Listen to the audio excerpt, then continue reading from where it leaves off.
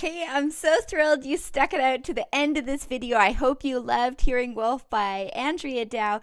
And you can find more music like this in her Intermediate Performance Series, Companion for Pop Studies 1. There are 3 levels. There's level 1, 2, and 3. And each of these books are full with really great, engaging pieces of a variety of styles, from Celtic to reimagined classical pop fusions and pieces like Wolf. So now let's get to the part where we learn few little technique tips to help you with learning this piece. So one thing I love about introducing music that I think you'll love to learn is, as a teacher, I also love students to play in really healthy ways that's really body conscious for your own body, and give you ways of learning that will support healthy techniques so you can keep playing for years to come. So in this piece, what I found is students could play this earlier on in their intermediate journey because there was lots of repetition, there was lots of themes that reoccurred. But one thing that could happen with repeated notes is there can be some extra tension. So once you've printed off your copy of this music, it's free online because of the generosity of Andrea and Trevor Dow in their community. So once you've printed off, on page 2, there's this ominous section, one of my favorites. And in this section, you have a repeated G and B flat. And I love to get students to remember just a flexible wrist. So you're going to be going like this.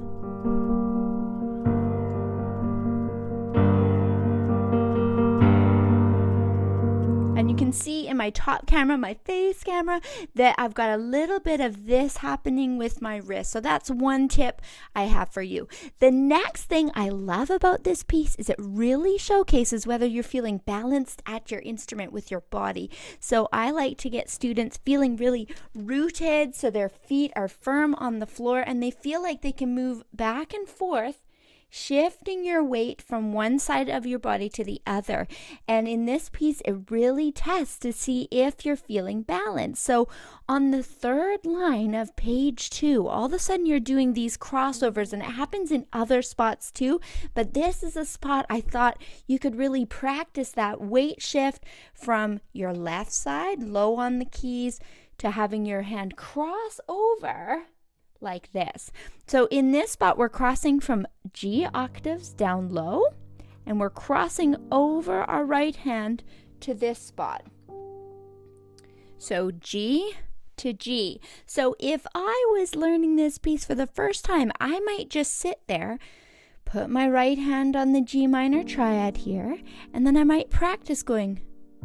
So you could go G and then G, and then F, and then A, then E flat to B flat. So you can see it does change, and I'm going to leave that up to you and your teacher and learning the music together, or if you're self-studying, this will just be some tips along the way. So I'm not going to teach you the whole piece, but this is just something you can think of, is that transfer of weight from one side of your body to the other. So thanks for listening to those tips. The next part happens at the very last line. It's really excited because you've got, instead of this B flat, or well, we've got a G minor triad, and then instead of a B flat major triad, which would be this, we've got this augmented triad. So it goes, and then it has ba-dum. So this kind of goes da-dum to there, and then you're back to a minor. So that's something to do some analysis. So we move here, 1, 2, 3, 4, 1, 2, rest, and then we have here and back to here. So that's just something to think about, the patterns that keep reoccurring, because it says accelerando on the last line, which means you're supposed to get faster as you go. So it really helps to have a great idea that those chords are repeating. The other last technique I have for you, a technique tip, and thank you for listening in, is that I love that Andrea's given some suggested fingering here. So she has it going here, and then she has 1, 2, 4 here, so that you're right in the right spot when you need to play the next G minor inversion chord. So B flat D, this one. So you're going to go. Now on this one, we've got 1, 2, 4 written in the music. So if you have your sheet music there. Now for my students, I would tell them again to be really body aware, because if you're here and then you try to stretch your baby finger over here, you can see it adds a lot of tension across the knuckles. So I'm going to have my students would be doing a bit of a weight transfer like that.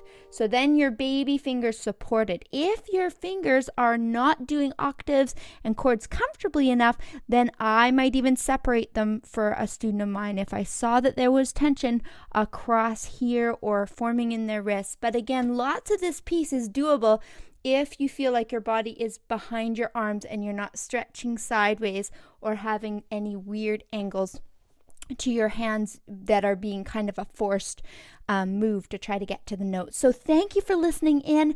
Please let me know in the comments if you found that helpful or if you had any further questions. And I hope that if you're my student that you're enjoying this song, or if you're a student from another teacher, I love that they're working with this song alongside you.